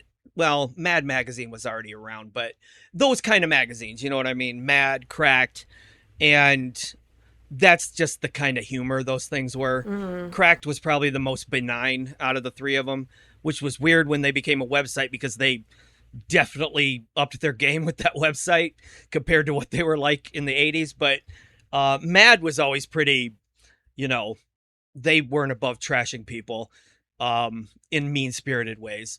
And I guess it just fit. I don't. Did you not like it, Joe, or was that like too weird for you? I had read some criticism too, and this might be kind of what you're alluding to as well. That these guys are these people who are in kind of alt comedy or comedy actors, even though they may not look like them or sound like them. They were given an opportunity. I think the critics said they were given an opportunity to kind of pay homage to the people that probably inspired them in the past. And so where there might be like a disconnect with how they look, how they sound, that might be made up for in like the earnestness and wanting to portray people that inspired them. I would say that is more important to me than doing like an impression. Yeah. Actually, that brings up an interesting question. Just for all these movies we're going to be doing, I think that's something we'll encounter again with all these movies we'll be doing is, was it just an impersonation or was it a performance that captured the spirit? I mean, obviously, as we go along, we're going to deal with this, like, hey, did John Wayne really capture Genghis Khan, or was he just doing a yellow face impersonation? That kind of thing. Teaser. But yeah, I can see that. Like, obviously, we don't know what King David really looked like. Mm-hmm. So is Richard Gere going for realism, or is he just being handsome King David? I did think it was more successful in some parts or some roles than others. Like the Bill Murray didn't particularly work for me. I mean, he was brought in more to just do the Bill Murray singing near the end and just clearly doing it, just straight up doing the impression. I got Bill Murray from him talking about, like, we can adjust the length depending on the size of my dong when they're doing the thing in the Caddyshack with the... Dong always funny. It always will get a laugh out of me. That was giving Bill Murray for sure. But again, singing praises on Joel McHale. I thought this might be the most sympathetic portrayal of a Chevy Chase I've ever seen, which is interesting because I know that Joel McHale and Chevy Chase obviously worked on the TV show Community together, and there was some tension. They did not. Well, no one will straight up say they didn't get along with Chevy Chase, but Chevy Chase definitely was a problem on that set. And in a book that Joel McHale wrote, there's a comic about how to fight Chevy Chase, because allegedly there were some fights. That's why I wanted to watch the movie, was to see like why would post all of that, knowing all of that, why would they be like, yes, Joel McHale should play Chevy Chase? Yeah, and I thought it was kind too. Yeah, very a generous portrayal. Sure, yeah. Well, Doug Kenney and Chevy Chase were very close friends, so you kind of have to put some humanity there. Yeah. And also there's a documentary called, I think it's Drunk, Stone, Brilliant, Dead, about the National Lampoon. And talking about Doug Kenney, Chevy Chase does cry a little bit. Like, he gets teared up, and it's weird. Like, I don't think he wants people to see him like that, to be honest. Well, did you guys watch that recent documentary about him? It's called I'm Chevy Chase, because that was his sign off, or that was his thing on Weekend Update, was I'm Chevy Chase and you're not. And it's a good documentary. Like, it really gets to, you watched some of it with me. I think so, but yeah, they talk to a lot of these people, and they definitely are like, I think he just took it hard when his star fell, and because he was so, like, put on a pedestal for so long. Not so long, but just for, like I was saying earlier, like a bright shining moment that he was put on a pedestal, and then fell really hard, and everything he tried to do after a certain point failed. Like, he had that talk show he was going to do late nights, and I don't know if you guys remember that. I do. I was in college at the time. Yeah, the billboards were all over Grand Rapids, all over the place. You would watch it and, like, this is just not funny. And so I get the feeling that he's just really took a lot of things hard and then sort of built up a defense against it. Yeah, and I also think it's partially like the style of humor that he built his career on isn't aging well. Exactly. Like, a lot of it is racist and sexist, and, like, I think he, with his kind of sense of entitlement, thinks like, oh, well, you don't get this joke because you're stupid. Like that kind of, like, I paved this road. This is, have some respect, but it's really just, it's not great. And they kind of poked fun of that in Community, and, like, that could have revived his career. Yeah. But instead, people remember it as he was an asshole. Yeah. So it's, I don't know. Did you guys see the film Saturday Night? I did not. From 2024? I did. About the opening night of SNL. That's that guy who played, what is it, Corey Michael Smith, played Chevy Chase in that, and I think he did a great job too. He did. He's not in it as much. That one's more about Lorne Michaels. The cast of that I thought was pretty great. Like, I thought they all, and it's got what's his nuts in it. From The Long Walk and Licorice Pizza. Oh, the Cooper Hoffman. Nepo. Yeah, Cooper Hoffman. Dick Ebersol. He's in that. Isn't he Nepo? He's Philip Seymour Hoffman's kid, right? Yep, yeah. He was good in The Long Walk. I don't care. I liked The Long Walk.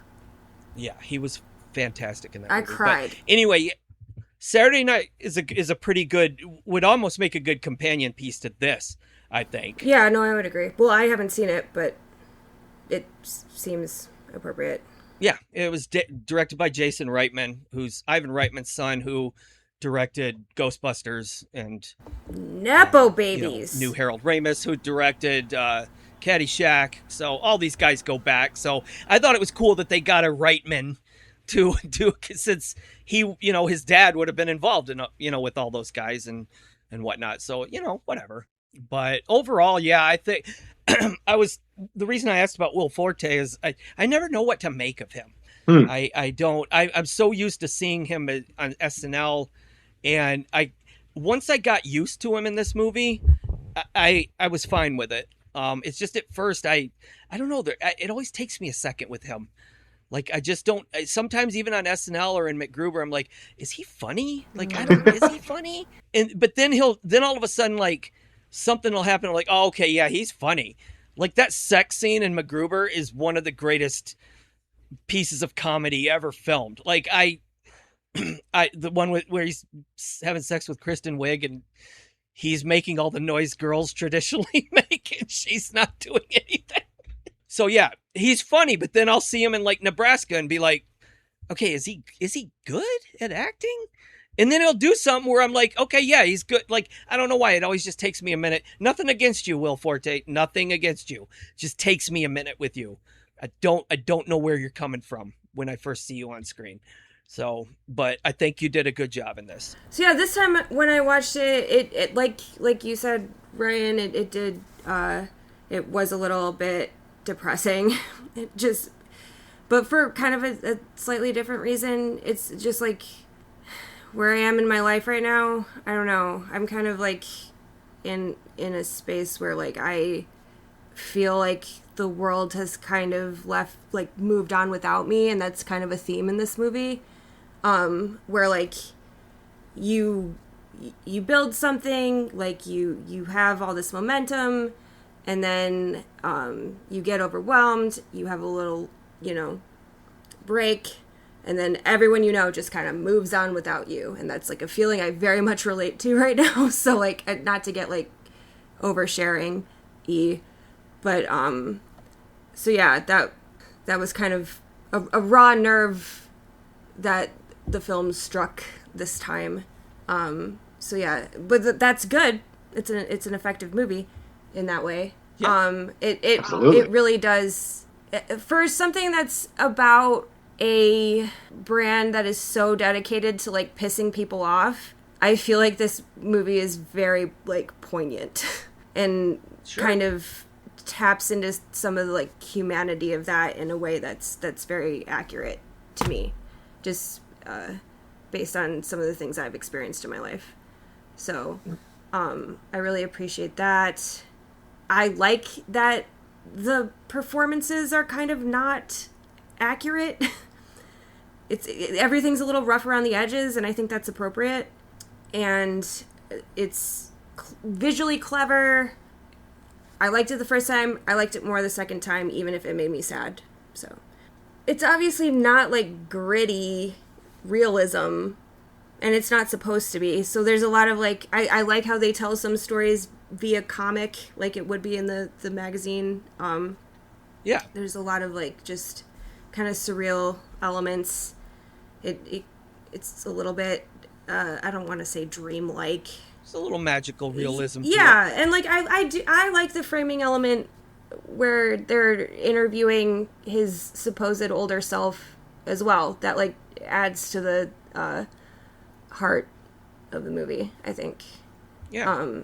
So yeah, I guess the first time I watched it, I didn't notice how much care was put into the subject matter. It's difficult to do with that type of subject because I don't know. It's like it's a kind of an this is something I've noticed with National Lampoon style humor. I feel like there's this longing for it now. Like, so many people are comedy nerds and are like, well, back in the day, people weren't afraid to offend anyone. Like, it was just equal opportunity offensive, that kind of attitude. Yeah. I feel like what's missing now is kind of the anarchy of that. Yeah. It's like they want to do the racism, they want to do the sexism, they want to do the cruelty, but they don't want to they don't want to do the anarchy. They don't want to shake things up. No. They don't want to rock the boat. They don't want to overthrow the government or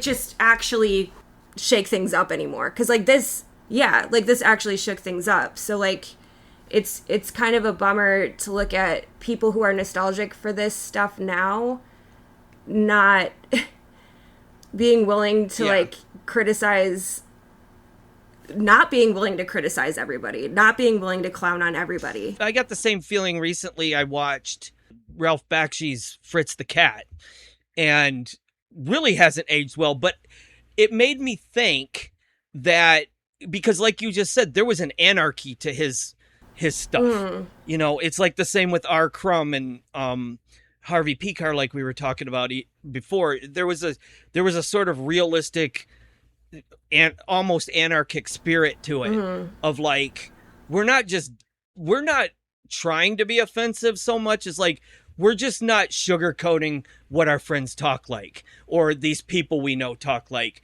And there's almost strangely enough, I think there's almost a reverence for it, for the people they're making fun of. It isn't mean-spirited. It's racist as hell, but there's not really a mean-spiritedness to it, if that makes sense. Yeah, that's the classic thing is, you can tell a joke at someone's expense, but if you actually hate the person, actively hate the person... Yeah. That's not a joke. That's what it is. There's a difference between hate, just spewing hate, and just making a joke out of it. And I'm not saying it's right anymore. I'm saying that maybe in a way that's the sign of good comedy, is when it ages into being obsolete. Because if you're not pushing those buttons and being anarchic and being offensive, then you're not going to change anything. Right. And so that's why I feel like when I go back to movies like this, I'm like, we needed this at a certain point. We don't need it anymore. It's like everybody with the Mel Brooks thing, in Blazing Saddles. It's like, we needed that back then. Yeah. We needed George Carlin. We needed Richard Pryor and that, but we hopefully, and I would say they would agree, we need to evolve to the point where we don't need that anymore. Well, and that's why these comedies, when we go back to them, it's like, I think those of us that are smart enough can look at that stuff and be like, yeah, this hasn't aged well, but you know what? It's still funny. I get what they were doing with it back then, even if it's not okay now to say that stuff. Well, there's if that makes any sense. It does. That's the thing, is we usually need that. That's, I don't want to get super intellectual, but the idea of a trickster. Yeah. That's supposed to remind you of what is sacred. That people want that now. No one's carrying the actual torch of that. No one's actually taking the fire in the chili, so to speak, and putting that. They just want the cruelty, and that's not what it is. That's not what it is. You have to have it in that old. If you're gonna make a joke about something, an incisive joke about something, you have to understand it. You can't just. There's a lot of people I hate that I clown on all the time, but before I say something, I try to at least understand them first, figure out where they're coming from to actually, because then that actually bothers them. Yeah. Yeah. When you know what they're doing and you know why they're doing it and you still can clown on them, then that actually pushes their buttons. Actually hits, yeah. Well, yeah, but look at Elon Musk. It's when Mike Myers makes fun of him on SNL, he's like, "Oh, that's not what I'm like." It's no, dude, that is what you're like. Yeah, that's exactly what you look like on TV. Yeah. And I think that's great, because it's okay, now look who can't take a joke. But I think going back, it's there's a difference between comedy that holds up a mirror to society and then the comedy that tries to be the mirror. You know, and I think too many people nowadays are trying to be the mirror rather than just say, look, I'm just holding this mirror up. Look at what you see. You make up your own mind. Right, exactly. Exactly. It's not like... Looking at you, Chappelle. Well, yeah, it's not like, well, he's, you know, he doesn't like that the right wing co-opted his right wing leaning jokes. Oh, yeah, well, whatever. Yeah. No, that's a very... Physician, heal thyself. Yeah, that's a very good way to put it, is people want to be the mirror, they don't want to hold the mirror. When someone needs to hold the mirror so they can, like, actually see how ugly they are. Yep. Yeah. That's why right-wing comedy is so bad right now. Yeah, I agree. Because like it's not jokes. Yeah, there's no jokes, and it's like it's all in support of something. Like it's not. If they really were doing what they're saying they're doing, which is like, oh, I'm an equal opportunity offender, like then you would insult the president to his face. Yeah. You would walk up. You wouldn't shake Donald Trump's hand unless it was a joke. You know, like it. I don't know. Yeah, it's people wanting to be victimized who aren't victims. Right. It's that mentality. Yeah, and that's not funny. No. So like, and it's like, really, if that's all your jokes were, and you're mad that you can't tell those jokes anymore, maybe you just weren't funny in the first place. Yeah, no, that's like if that's really the extent of your material is racist jokes. That's why Chevy Chase. That's why Chevy Chase is so embarrassing right now. Is because he clearly can't take a joke when it's on him. Because like, I feel like in Community, his character he plays like a racist, out of touch, sexist guy. Yeah, and I have a feeling he felt like there was a mirror being held up at him a little bit. But he does it well. It's just like from all reports, it sounds like he can't take the joke. Exactly. So yeah. That's definitely a feeling I had watching the movie. Just the story of the National Lampoon in general reminds me of this documentary I watched about another magazine called Big Brother. It was a skateboarding magazine that essentially spawned Jackass. It was created kind of in response to a dissatisfaction about other skateboarding magazines, so they wanted to make like an edgier one, and it turned out to just like eventually devolve into like pornography and bad joke, like National Lampoon. Like it had disgusting articles. It had, you know, people doing dangerous stunts and like wrecking their face. They had like you know, tits out. It's a really good documentary. I would recommend it if you want a strangely similar tale of people wanting to make a subversive magazine and it burning too bright to last. Like it just, they immediately pissed off all their advertisers. They couldn't afford to print eventually, so they like Larry Flint had to buy it, and then he told them what to do, and then they started making videos of like you know, skate videos, and that eventually kind of evolved into Jackass, which is, you know, a huge thing, or was. They made their best and last movie this year. The world said goodbye. I love Jackass. I watched him for Pride Month. I don't want to say like when I was a teenager that was the National Lampoon for me, but that was definitely like trickster behavior. Yeah, of course it was. That was just like, that's it the was point. Gross, impossible to not, like, how could you not laugh at that shit? You heard me when I was going through like them. It's disgusting, but it's so funny, and like, I don't know, I understand why it was difficult to do that, but also like it could not be done now. YouTube killed it. Yeah, YouTube killed it, and also like that was done within kind of a contained environment, so like they could do whatever they want essentially, but like they didn't have to like appeal to an algorithm. I don't know, like I feel like now, if it was out now, it would have to like appeal to a whole different set of standards And it's because everything sucks. Yeah, and it's not even about like pissing people off, because like I feel like those magazines like National Lampoon and Big Brother kind of delight in pissing off, you know, the corporate powers that be. But that's not even the case anymore. It's not about like pissing people off. It's about like how sanitary can you make it, and still sanitation seems to be the goal now.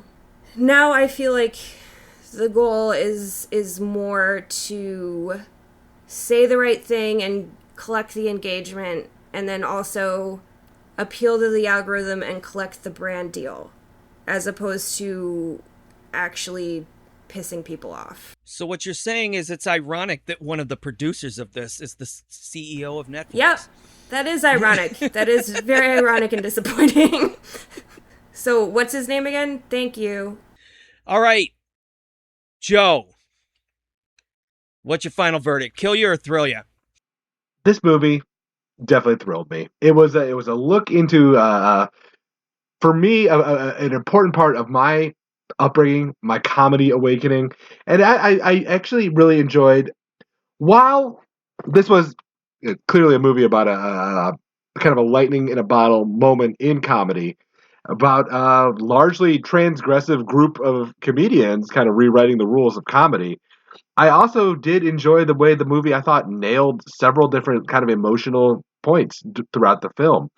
During the end scene at the funeral, I thought there was a really rather generous scene given to Doug's parents of kind of bringing it all together. Like, oh, I didn't get it, but I see there was a point, there was a connection there that we just missed. And it's a rare movie that can have, you know, references to what was a baby's first war wound in the publication of the magazine, and yet still hit a moment where, just even if it might not have existed in real life, showing the kind of connections that exist through family, through friends, even when they're not obvious in the first part. And it's so a movie that can make me laugh, it can make me uncomfortable with the scope of its comedy. It could also bring me in and reel me in emotionally at certain points. That's a thrill. Awesome. Hojo. Oh, it definitely thrilled me. Okay. Yeah, it's interesting because I don't often, I have like a selection of movies that I rewatch frequently, but I don't often rewatch movies. So it was interesting to see how different it affected me this time. And yeah, I don't know, it really captured that, you know, comedians are really broken people. Like, a lot of comedy just kind of comes from, I mean, they're not all, that's a generalization, but like a lot of comedy comes from unresolved personal issues. No, I think it captured something very real and very poignant for me. So it definitely thrilled me. And just as a note, check on your friends sometimes. Yeah. Speaking of which, you guys okay? You guys both doing No. okay? Not really, no. Okay. Okay. I will say thrill. I would go with a moderate thrill, which isn't bad.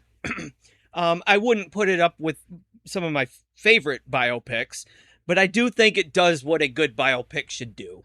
And that's, you know, fictionalize someone's life in a way that's respectful to the life, but also expresses what that person meant to the world in a way. So I think that's, even though I'm sure some of it's inaccurate or it's exaggerated, I do think for me, it captured the essence of this person and this lightning in a bottle moment.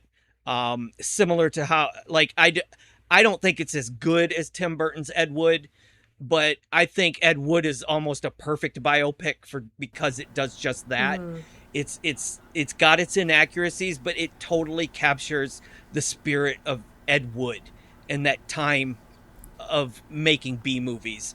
And it's just such a moving, funny portrayal of this really odd man that is still loved by many for the terrible movies he made that are actually kind of brilliant.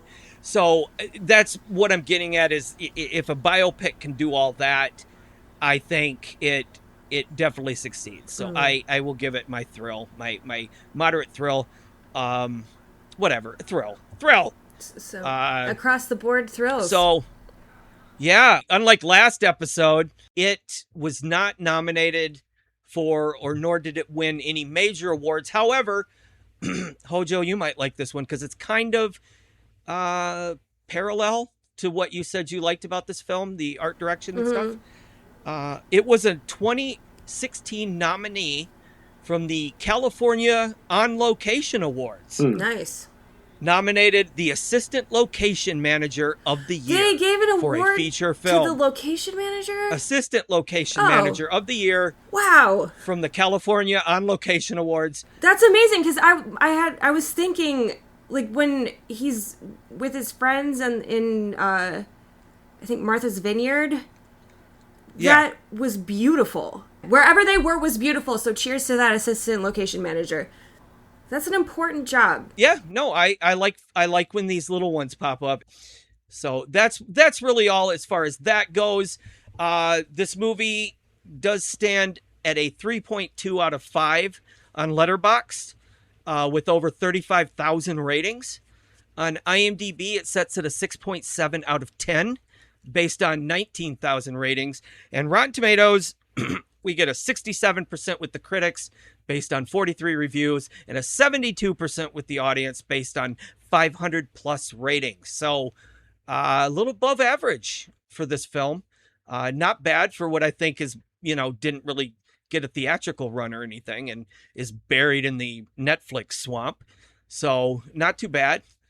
Hojo, I talked to you about this earlier. Do you want me to talk about the dog? I have a story. We need to talk about the dog. I feel like it's in my lane. Okay. I emailed you the notes. You look those over. Joe, what do you got? So after the movie, some of these people went on to I'm going to say moderately big things. Will Forte, after this, made I really enjoyed it. The Last Man on Earth TV series. Oh, okay. The titular Last Man on Earth, until we discovered that he actually wasn't.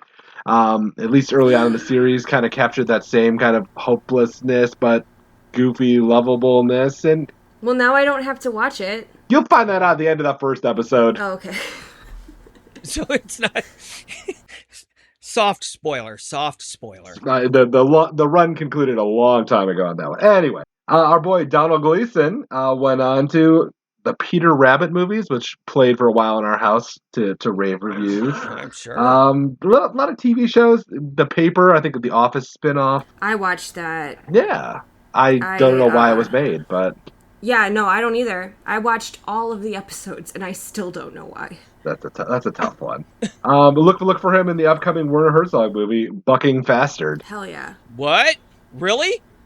There's a Werner Herzog movie coming out called Bucking Fastard? Keep an eye out. It's on its way. Wow. And then... Man, I love him. Werner Herzog, too. He reminds me of my grandpa. With the accent and everything. He was in Grogu. He handled Grogu for a while, too. Yeah, I know. Love that guy.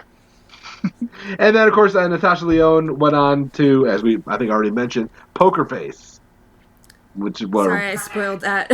I think we're fine. And, yeah, it's a good show. Go watch that one as well. It's really good. Yeah. Ooh, that's all I got. No scandals. Thankfully.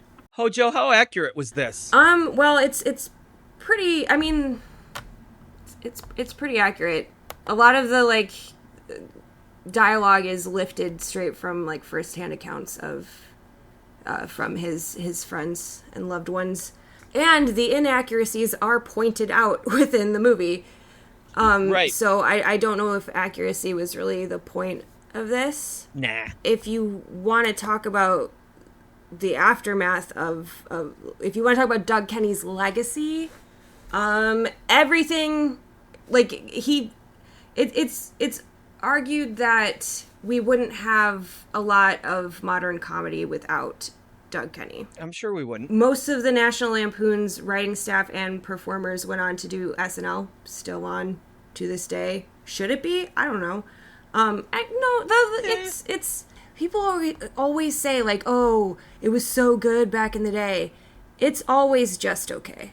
It's just a thing we have. They're just remembering the highlights and not all the other skits in between those highlights. There's always garbage in every episode. It's there was not a golden age. It's just a thing we have. I would say National Lampoon is kind of one of the first comedy brands. So like the multi-platform aspect of it, like print, movie, radio, all this stuff. A lot of like, I mean, Comedy Bang Bang is podcast, live show. You love Comedy Bang Bang, Joe? I'm a big fan. Big fan. I mean, someday Cinema Milkshake and Kill Me or Thrill Me will be a brand. Sure, I'm branch out into movies, shirts, cars. Talking about like the multi-platform aspect of it. I would say that kind of worked against the brand in the end because it kind of turned into dilutes it. Well, it kind of turned into because like it was never responsibly run to begin with, but kind of the that's what made it great. The mid and post Van Wilder era, they just kind of bought up a lot of movies, like low budget movies, and stamped their name on it. Yeah. And we're like, we're gonna sell the DVDs now. Very few of them had like theatrical releases. It just became like a DVD factory, and at least 3 of their CEOs like went to jail for fraud. Oh wow! Yeah, in the 2000s. So, so like the chicken soup for the soul people. Yeah, I guess. I don't know. That didn't end well either. Yeah, no, it's sad that something that started out being like a parody magazine eventually became a parody of itself. Because like if you look at some of the posters towards the end, like the movie posters towards the end of National Lampoon, they're all the same. Yeah. It's all just like a girl's butt and then whatever the star of the movie is underneath. Like it's just like they're almost indistinguishable from each other. So it's like, oh, Van Wilder did good, we're gonna make a bunch of these, instead of like it's like I said, they're not carrying the essence of what made it great. They're just trying to replicate what worked, which is a horrible model, in my opinion. Because that's not why people go to see these movies. I don't know. It's like when Barbie was successful, I read an article where they're like, oh, we need to make a Polly Pocket movie. We need to make this movie. We need to make these toy movies. And it's like, no, that's not why people went to see Barbie. They went to see it because it was unique. Yeah. What that means is you should hire like people who have unique ideas. That doesn't mean you have to like chase the exact success of something. And sometimes just leave something be. Right, exactly. I watched Caddyshack again as well.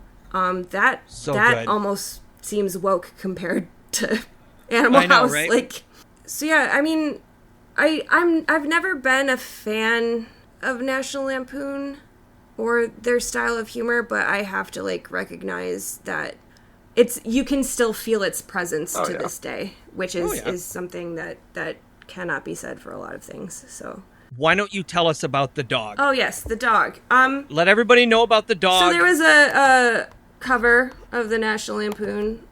It's a dog. It says buy this magazine or we'll shoot this dog, and it's a dog that looks a little bit scared. It's a great dog actor, and there's a gun to its head. It's a stark blue background, nervous looking dog, gun to its head. I used to, real quick, my first house I shared with my friend Rick and my brother Josh, we had that as a refrigerator magnet. And we thought that was so funny. It is very funny. No, it's hilarious. As a dog lover, it's funny. But this anyway. Isn't funny. No. The real dog that was in the photo, not the dog actor that played the dog in the movie. The real dog. His name was Cheeseface. Yep. Good boy. In early 1976, Cheeseface was shot and killed on the farm where he lived with his owner, Jimmy DiPiero, in East Charleston, Vermont, by an unnamed hunter. As of a report in 2020, the identity and motivation of the assailant was unknown. So, a few years after that magazine was released, someone did shoot that dog. Yeah, he lived another 3 years as a celebrity and then met a tragic end, which is apropos because he burned bright. He burned too bright to last. Yeah, and someone needs to get Keith Morrison on that because we need to find out who killed this dog back in 1976. A great unsolved Hollywood mystery, folks. Hey, I have a question. The death of Cheeseface. If you were murdered, who would you want your Dateline correspondents to be?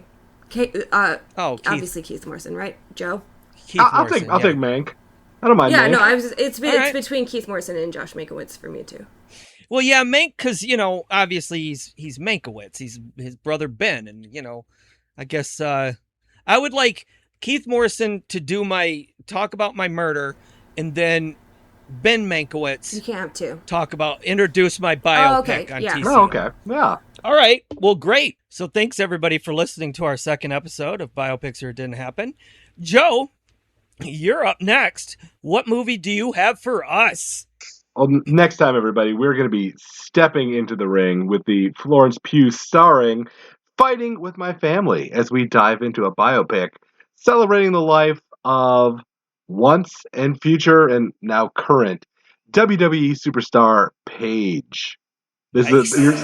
You're coming into my world next time, baby. Hell yeah. We're going to put a world of pain, a world of drama, a world of high fashion, and we're going to learn all about the rise of the unlikely, the anti-diva Paige. Awesome. I love it. And I've never seen this film, so I'm definitely looking forward to watching it, Joe.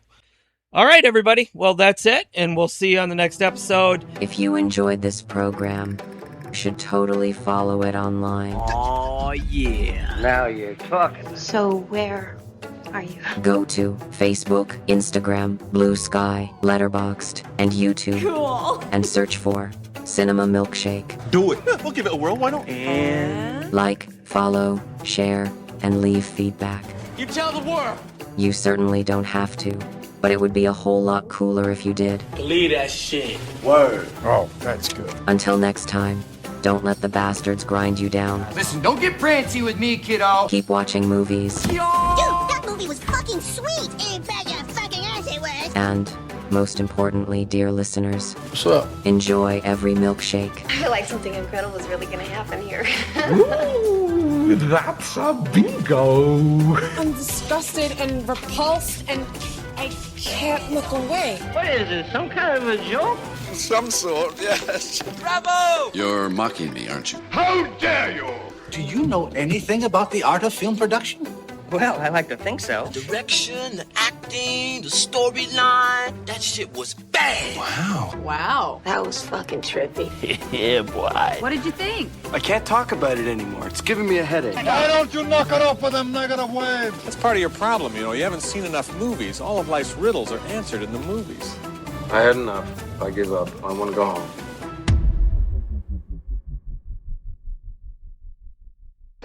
Yeah, I forgot my mantra.